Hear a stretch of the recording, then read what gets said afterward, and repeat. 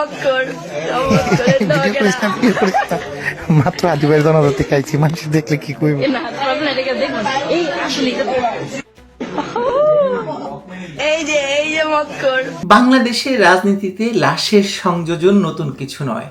সব সময় আন্দোলনকে সফল করতে একটি লাশ ফেলে দেওয়া গেলে সে আন্দোলন সফল হতে সময় লাগে না। সে নিরাপদ সড়ক আন্দোলন হোক কিংবা কোটা সংস্কার আন্দোলন। আপনাদের মনে থাকার কথা যে বিশ্বখ্যাত ফটোগ্রাফার এবং ফিলিস্তিন অ্যাক্টিভিস্ট শহীদুল আলমের সেই ভিডিওর কথা, নিরাপদ সড়ক আন্দোলনের সময় তিনি আওয়ামী লীগ অফিসে লাশ এবং ধর্ষণের মিথ্যে সাক্ষাৎকার বিদেশি গণমাধ্যমে দিয়েছিলেন। কেন দিয়েছিলেন বলুন তো? দিয়েছিলেন সেই সময়েই 2024 সালের আগস্টের ঘটনা যাতে ঘটানো যায় সে কারণে। 2024 সালের আগস্টের ঘটনা ঘটাতে লাশের গুজব ছড়িয়ে আন্দোলনকে আরো সহিংস করে তোলা হয়েছিল। একই কাজ তিনি নিরাপদ সড়ক আন্দোলনের সময় করতে চেয়েছিলেন, কিন্তু ব্যর্থ হয়েছিলেন এবং গ্রেপ্তার হয়েছিলেন। কিন্তু 2024-এর আন্দোলনে আবু সাঈদ এবং মুগ্ধকে লাশ হিসেবে যুক্ত করেও আন্দোলনকারীরা থামেনি। লাশের সংখ্যা তারা হাজারেরও উপরে নিয়ে গিয়েছিল। যদিও দোষ গেছে আওয়ামী লীগের ঘাড়ে, কিন্তু লাশ পড়া তো থামেনি। বিগত 17 মাসে আওয়ামী লীগের নেতাকর্মীদের কত সংখ্যক লাশ দেশের নদী নালা খাল বিলে ভেসেছে কেউ কি হিসেব রেখেছেন? জানেন না। কিন্তু আপনারা জানেন একজন হাদির লাশের মূল্য রাষ্ট্রকে কিভাবে দিতে হচ্ছে। 17 মাসের ব্যর্থতা ঢাকতে একজন হাদির লাশের দরকার ছিল। আসুন আজকে দেশের ভেতর চলা লাশের রাজনীতির সুলুক সন্ধান করা যাক একটু।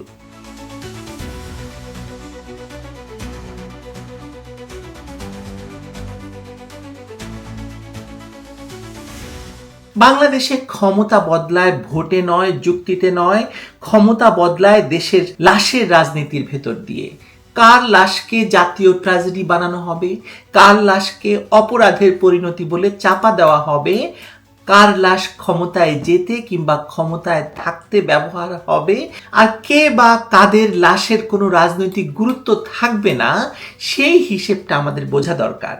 এই লাশের গুরুত্বের বাছাইটা এতটাই নিষ্ঠুর যে আপনি খুব সাধারণ চিন্তা দিয়েও একটা প্রশ্ন তুলতে পারবেন যে আবু সাঈদ বা হাদির লাশ যদি রাষ্ট্র, মিডিয়া, দল, অ্যাক্টিভিস্ট, আন্তর্জাতিক খেলোয়াড় সবাইকে একসঙ্গে নাড়াতে পারে, তাহলে একই সময়ে হাজার হাজার আওয়ামী লীগ নেতাকর্মীর মৃত্যু কেন কোনো রাজনৈতিক টার্নিং পয়েন্ট তৈরি করছে না?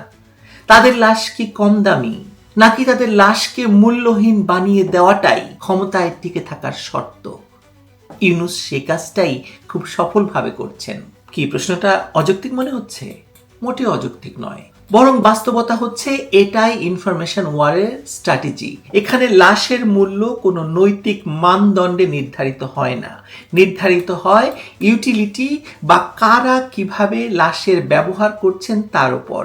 কার মৃত্যু দিয়ে নতুন ন্যারেটিভ বানানো যায়, কার মৃত্যু দিয়ে শত্রুপক্ষকে ঘায়েল করা যায়, কার মৃত্যু দিয়ে রাষ্ট্রকে আরো ক্ষমতাবান করা যায়, কার মৃত্যু দিয়ে আন্তর্জাতিক সমর্থন টানা যায়, সেই লাশই আসলে মূল্যবান। বাকি পরাজিত পক্ষের লাশ যেন ভাঙতি পয়সা, পকেটে আছে কিন্তু বিনিময় করা যাচ্ছে না, যায় না, খালে বিলে নদীতে পড়ে থাকে, কারা হেফাজতে ঝুলে থাকে। এসব লাশের কোনো মা বাপ নেই। আপনি ভেবে দেখুন তো, সারা দেশে যেভাবে আওয়ামী লীগ নেতাকর্মীদেরকে হত্যা করা হচ্ছে, কারা হেফাজতে যেমন হত্যাকাণ্ড ঘটছে, যেভাবে আওয়ামী লীগ সমর্থকদের হত্যাযোগ্য করে তোলা হচ্ছে, তাতে এসব যেন এতটাই বৈধ এবং মামুলি ব্যাপার যে এতে কারোরই কিছু এসে যায় না। না হলে বিগত 17 মাসে আওয়ামী লীগের রাজনীতি অন্ততপক্ষে শখানেক হাদির সমমানের নেতাকে হত্যা করা হয়েছে। কেউ কি এ নিয়ে টু শব্দটি করেছেন? করেননি। কোনো বিদেশি শক্তি পক্ষ কি কোনো বিবৃতি দিয়েছে? দেয়নি। ধানমন্ডি 32 থেকে শুরু করে কত সংখ্যক আওয়ামী লীগ নেতাকর্মীর বাড়ি ঘর ব্যবসা প্রতিষ্ঠান পোড়ানো হয়েছে, কোনো আওয়াজ শুনেছেন কোথাও? শুধু প্রথম আলো, ডেইলি স্টার পোড়ানোয় গেল রব উঠছে চারদিকে। গত 1 বছরের সহিংসতা, গণপিটুনি, রাজনৈতিক প্রতিহিংসা, বিচার বহির্ভূত হত্যাকাণ্ড, গুম, খুন, মব সন্ত্রাস, এসবের সংখ্যা হিসেবের বাইরে নয়। বিভিন্ন সময়ে বিভিন্ন সংস্থার হিসেব এসেছে, সরকার বদলের পরপরই সহিংসতায় শত শত মানুষ, পরে কয়েক মাসে মব এবং রাজনৈতিক সহিংসতায় আরো শত শত আহত, কয়েক হাজার। এই ধারায় মৃতের সংখ্যা সহজেই হাজার পেরিয়ে গেছে অনেক আগেই। একই সময়ে সাধারণ খুনের ঘটনা কত ভয়ঙ্করভাবে ঘটেছে আপনারা সবাই জানেন। নদীতে ভেসে আসা অজ্ঞাত লাশের খবর আপনি নিয়মিত পাচ্ছেন।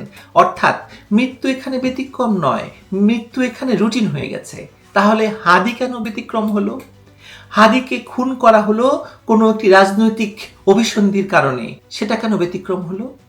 কেন এক ব্যক্তির মৃত্যু দিয়ে গোটা দেশকে কয়েক ঘন্টার মধ্যে আগুনে জ্বালিয়ে ছারখার করে দেওয়া সম্ভব হলো? কেন রাষ্ট্রীয় শোক, রাষ্ট্রীয় ভাষণ, রাষ্ট্রীয় নিরাপত্তা প্রোটোকল, আন্তর্জাতিক কূটনৈতিক চাপ সব একসঙ্গে সক্রিয় হয়ে গেল এই হাদির মৃত্যুকে কেন্দ্র করে? কারণ হাদির মৃত্যু ক্যাশেবল ছিল। হাদির জীবন এবং রাজনীতি এমন জায়গায় দাঁড়িয়েছিল যেখানে তাকে ব্যবহার করে বহু পক্ষ একসঙ্গে লাভ তুলতে পারে। তিনি ছিলেন এমন এক চরিত্র যাকে নিয়ে উগ্র ভারত বিরোধিতা, আওয়ামী লীগ বিরোধিতা, তথাকথিত সার্বভৌমত্ব রক্ষা, জুলাইয়ের চেতনা, এই ধরনের উচ্চ ভলিউম স্লোগান সহজে বাজারে ছাড়া গেছে। তিনি ছিলেন এমন এক মুখ যাকে সহজে শহীদ বানানো গেছে, আবার একই সঙ্গে তার মৃত্যু দিয়ে রাষ্ট্রীয় নিয়ন্ত্রণও বাড়ানো হয়েছে। ইতিমধ্যেই আপনারা জানেন হাদির মৃত্যুর পরে এখন এনসিপির সকল নেতারা গানম্যান পেয়েছে। আরো গ্রেপ্তার কিভাবে করা যায়, আরো পুলিশি স্টেট কিভাবে বানানো যায়, আরো অস্থিতিশীলতা কিভাবে সৃষ্টি করা যায়, তার অজুহাত তৈরি করে দিয়েছে হাদির এই মৃত্যু। হাদির সঙ্গে আমরা তুলনা করতে পারি 2024 সালের জুলাই সন্ত্রাসের আরেক নিহত আবু সাইদের লাশের সঙ্গে। যে কোনো আন্দোলনের একটা পর্যায়ে এসে জনসমর্থন এবং গতি কমে যায়, তখন লাশ আন্দোলনের ইঞ্জিন হয়ে ওঠে, গতি হয়ে ওঠে। কোটা সংস্কারের আন্দোলনের দাবি যখন প্রায় মেনে নেওয়ার পথে, তখন আবু সাইদের মৃত্যু আন্দোলনকে নতুন গতি দিয়েছিল। তার মৃত্যু কিভাবে ঘটেছিল তা নিয়ে প্রশ্ন আছে, ফুটেজ আছে, ব্যাখ্যার ফাঁক ফোকর আছে, কিন্তু সেই অনিশ্চয়তাই কাল্ট তৈরিতে কাজে লাগে। কারণ ইনফরমেশন ওয়ারে বিচারিক সত্য নয়, দরকার পড়ে প্রতীক। মানুষ বিচার নিয়ে চিন্তা করে না, মানুষকে আপনি কিভাবে সেই মৃত্যুটাকে ব্যবহার করছেন সেটা নির্ভর করছে রাজনীতির বা আন্দোলনের গতি প্রকৃতি নির্ধারণে। প্রতীকের জন্য চাই নাটকীয় মৃত্যু, আবেগ, একটি মুখ, একটি গল্প। আবু সাইদ সেই গল্পে পরিণত হয়েছিল। একই কৌশলকে হাদির মৃত্যুর পরও আরো বড় স্কেলে প্রয়োগ করা হলো। কিন্তু তাহলে আওয়ামী লীগের হাজার নেতাকর্মীর মৃত্যু কেন কাল্ট হচ্ছে না বলুন তো? কেন তাদের মৃত্যুকে কেন্দ্র করে জাতীয় শোক আসছে না? কেন রাষ্ট্র থেমে যাচ্ছে না? কেন মিডিয়া, বুদ্ধিজীবীরা একসঙ্গে দাঁড়িয়ে কাঁদছেন না? কেন আকাশ নেমে আসছে না? কেন এক রাতের মধ্যে দেশ জ্বলে উঠছে না? কারণ এই লাশগুলো ক্ষমতার জন্য বিপজ্জনক সত্য বহন করছে, আর সেটা হলো লাশের একচক্ষু নীতি আর সরকারের অস্বীকারের সংস্কৃতি। আওয়ামী লীগের নেতাকর্মীদের লাশগুলো যদি আলোচনায় আনা হয়, তাহলে প্রথমে প্রশ্ন উঠবে, শান্তির পায়রা ইউনূসের আইনের শাসনটা তাহলে কোথায়? রাষ্ট্র কেন নাগরিককে রক্ষা করতে পারছে না? আওয়ামী লীগ করুক, বিএনপি করুক, জামায়াত করুক, সবাই তো রাষ্ট্রের নাগরিক, তাই না? তাহলে কেন শুধু আওয়ামী লীগ করার দায়ে তাদেরকে হত্যা করাটা জায়েজ হয়ে যাবে? কেন পুলিশ, কারা কর্তৃপক্ষ, র্যাব, গোয়েন্দা সংস্থা সকলেই আওয়ামী লীগকে শত্রু জ্ঞান করে হত্যা করে যাবে? জুলাই সন্ত্রাসীরা না হয় তাদের রাজনীতির শত্রু হিসাবে আওয়ামী লীগ যারা করে তাদেরকে নিশ্চিহ্ন করতে চায়, কিন্তু রাষ্ট্র কি করতে পারে এটা? সরকার কি করতে পারে এটা? তাদের কাছে তো আওয়ামী লীগ বড় জোর অপরাধী হতে পারে, কিন্তু রাষ্ট্র শুধু অপরাধী ধরে নিয়ে গিয়ে তো হত্যা করতে পারে না, একটা বিচার প্রক্রিয়ার ভেতর দিয়ে যেতে হয়, তাই না? পারে কি? বিচার রব তুলে বাংলাদেশকে অস্থির করে দেওয়া হয়েছে, কিন্তু কিসের কি বিচার? এমন কোনো দিন নেই যেদিন কোনো আওয়ামী লীগ নেতাকর্মীর লাশ তাদের পরিবারের কাছে যাচ্ছে না। তার মানে হলো আওয়ামী লীগের নেতাকর্মীর এই লাশগুলো নিয়ে কথা বললেই আপনার প্রশ্ন সরাসরি গিয়ে লাগবে সরকারের গায়ে, রাষ্ট্রের গায়ে। আপনার প্রশ্ন চ্যালেঞ্জ হয়ে ছুড়ে দেবে সরকারকে ক্ষমতায় থাকার বৈধতা নিয়ে। আর এ কারণেই সরকার চায় এই লাশগুলোকে আড়াল করতে, হিসেবের বাইরে রাখতে। আপনি দেখুন, জুলাই সন্ত্রাসের পরে জাতিসংঘকে দিয়ে রাতারাতি 1400 লাশের হিসেব আনা হলো এবং সেগুলো গেজেটভুক্ত করা হলো, কিন্তু বিগত 17 মাসের কোনো লাশ কি গেজেটভুক্ত হয়েছে? হয়নি। কি ভয়ঙ্কর কথা ভাবতে পারেন? তাই ওই হত্যাগুলোকে রাজনৈতিকভাবে হত্যাযোগ্য বানিয়ে ফেলা হয়েছিল। তারা ফ্যাসিস্টের দোসর, তারা অপরাধী, তারা প্রতিশোধের স্বাভাবিক টার্গেট হয়ে গিয়েছিল, রাষ্ট্র বানিয়েছিল। একবার আপনি কাউকে হত্যাযোগ্য বানাতে পারলে তার মৃত্যু আর রাষ্ট্রের ব্যর্থতা থাকে না, সেটা হয়ে যায় স্বাভাবিক পরিণতি। এভাবেই বিগত 17 মাসের লাশের সংখ্যাকে রাজনৈতিকভাবে পুরোপুরি মূল্যহীন করে দেওয়া হয়েছে। সেটা আওয়ামী লীগ হোক, সংখ্যালঘু হিন্দু হোক, কিংবা হোক একজন সাধারণ নাগরিকের লাশ। এই মূল্যহীনতার নির্দয় নির্মম উদাহরণ আমরা প্রতিদিন দেখতে পাই। আমার অত্যন্ত পরিচিত ছাত্রলীগ নেতা পুলিশের হেফাজতে নেওয়ার সময় কারাগারে ফটকে নাকি অজ্ঞান হয়ে পড়ে মারা গেছেন, কিন্তু কিভাবে মারা গেছেন সেটা তো আমরা জানি।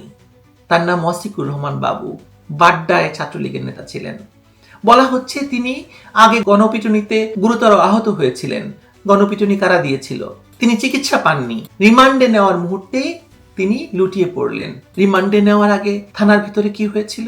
প্রশ্ন হলো, গুরুতর আহত একজনকে যথাযথ চিকিৎসা দেওয়া হয়েছিল কিনা, তাকে হেফাজতে নেওয়ার সময় বা নেওয়ার প্রক্রিয়ায় কোনো অবহেলা বা নির্যাতন ছিল কিনা, কারা কর্তৃপক্ষ বা পুলিশের দায়িত্ব পালনে ঘাটতি ছিল কিনা, এসব প্রশ্নগুলোকে রাষ্ট্রকে কাঠগড়ায় দাঁড় করিয়ে দেয়। তবে সেই প্রশ্ন কেউ করবে না, করার সাহস নেই। এই ওয়াসিকুর রহমান বাবুর মৃত্যু বিশেষ হয়ে উঠবে না, এর জন্য রাতারাতি জাতীয় শোক হবে না, রাষ্ট্রের শীর্ষ মুখ থেকে আবেগী ভাষণ আসবে না, সার্বভৌমত্বের প্রতীক বলা হবে না ওয়াসিকুর রহমান বাবুকে। কারণ এই মৃত্যু দেখিয়ে দিচ্ছে যে বাস্তবতা সেটা ভয়াবহ, সেটা ক্ষমতাসীন কাঠামোর জন্য খুব অস্বস্তিকর। না হলে হাদির রাজনৈতিক ক্যারিয়ার আর ওয়াসিকুর রহমান বাবুর রাজনৈতিক ক্যারিয়ার হিসেব করলে তারা একই সমমানের হবেন, বরং বাবুর ক্যারিয়ার অনেক বেশি পরিচিত ছিল। কিন্তু দেখুন, হাদির মৃত্যু ঘোষণার পর একই সন্ধ্যায় দেশ জুড়ে সমন্বিত হামলার ঢেউ উঠল। ভারতীয় মিশনের অফিস ও বাসভবন, বড় সংবাদ মাধ্যমের প্রধান কার্যালয়, সাংস্কৃতিক প্রতিষ্ঠান, রাজনৈতিক প্রতীকী স্থাপনা, বিভিন্ন এলাকায় ভাঙচুর, অগ্নিসংযোগ, সাংবাদিকদের মারধর, ধর্ম অবমাননার গুজবে একজনকে প্রকাশ্যে হত্যা, সব একসঙ্গে ঘটানো হলো। এই সমন্বয় দেখে বোঝা যায় এটা স্বতঃস্ফূর্ত শোকের বহিঃপ্রকাশ নয়, এটা সিঙ্গাপুরে হাদিকে পাঠিয়ে দিয়ে 1 সপ্তাহ ধরে এই লাশকে কেন্দ্র করে যে রাজনীতি করা হবে তার কৌশলী প্রস্তুতির অংশ আপনি বলতে পারেন। রাষ্ট্র যদি চাইতো এই আগুন সন্ত্রাস 1 ঘন্টা না 30 মিনিটের মধ্যে থামাতে পারত, কিন্তু রাষ্ট্র সেই রাতে শোকের ভাষণ দিয়েছিল আর মাঠে আগুন ছড়িয়ে দিয়েছিল। উপরে মুখোশ, নিচে বাস্তবতা, এটাই নিরাপত্তা রাষ্ট্র বা পুলিশি রাষ্ট্র নির্মাণের ক্লাসিক প্যাটার্ন। যত বড় বিশৃঙ্খলা তত বেশি কঠোর ব্যবস্থা গ্রহণের বৈধতা রাষ্ট্রের অর্জন করতে চেয়েছিল। রাষ্ট্র এখানে শোকের কারণ নয়, ক্ষমতা পুনর্গঠনের হাতিয়ার হিসাবে হাদির লাশকে ব্যবহার করেছে। এভাবেই লাশের রাজনীতি কাজ করে। লাশ দিয়ে ক্ষমতা নেওয়া যায়, লাশ দিয়ে ক্ষমতা টিকিয়ে রাখা যায়, লাশ দিয়ে শত্রুকে কোণঠাসা করা যায়, লাশ দিয়ে রাষ্ট্রকে আরো শক্তিশালী করা যায়। কিন্তু সব লাশ দিয়ে সেটা করা যায় না। যেসব লাশ ক্ষমতাকে প্রশ্নবিদ্ধ করে সেগুলোকে মূল্যহীন বানাতে হয়, যেসব লাশ ক্ষমতাকে সুবিধা দেয় সেগুলোকে অমূল্য বানাতে হয়। এই বৈষম্য নৈতিক নয়, এটা প্রযুক্তি, ইনফরমেশন ওয়ারের প্রযুক্তি। কাল্ট তৈরি করতে হয় ঠিক এভাবেই, একটি মুখ, একটি গল্প, একটি লাশ, তারপর রাষ্ট্রীয় এবং সামাজিক মেশিন দিয়ে সেটাকে মানিক মিয়া এভিনিউতে নিয়ে গিয়ে লক্ষ লক্ষ মানুষের উপস্থিতি দিয়ে জুলাই সন্ত্রাসের প্রতি মানুষের সমর্থনকে পুনর্ব্যক্ত করার প্রমাণ হিসেবে দেখাতে হয়। কিন্তু ভাই রে ভাই, আপনি যখন একদল মানুষের জীবনকে রাজনৈতিকভাবে মূল্যহীন বানান, তখন আসলে আপনি পুরো সমাজকে হত্যাযোগ্য করে তোলেন। আজ আওয়ামী লীগ নেতাকর্মীর লাশকে আপনি পিঁপড়ের মৃত্যু বানালেন, কাল অন্য কারো লাশ একইভাবে পিঁপড়ের মৃত্যু হয়ে যাবে, পায়ে দোলে পিষে মারা যায় যাকে। মব একবার বৈধতা পেলে সে আর দল দেখে না, যুক্তি বোঝে না, সে শুধু টার্গেট চায়।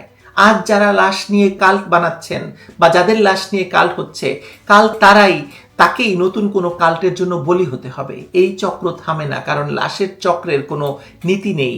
এই চক্রের শুধু লাভ আছে, তারা শুধু লাভ দেখে। আবু সাইদ বা হাদির লাশকে মূল্যবান করে আওয়ামী লীগের নেতাকর্মীদের লাশকে মূল্যহীন বানানো জনগণের স্বাভাবিক অনুভূতি নয়। আপনি এটাকে জনগণের স্বাভাবিক অনুভূতি হিসেবে চালাচ্ছেন। এটা অত্যন্ত পরিকল্পিত নির্মাণ। এই নির্মাণ যতদিন চলবে ততদিন বাংলাদেশে রাজনীতির ভাষা হবে লাশ, বিচার নয়। আগুন হবে যুক্তি, ভোট নয়। আর ক্ষমতা হবে ভয়, সম্মতি নয়।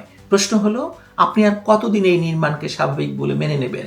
আর কতদিন মানুষের লাশকে রাজনীতির জন্য মূল্য নির্ধারণের মুদ্রা হতে দেবেন। নিজেকে প্রশ্ন করুন, ক্ষমতাকে প্রশ্ন করুন। ভালো থাকুন সবাই।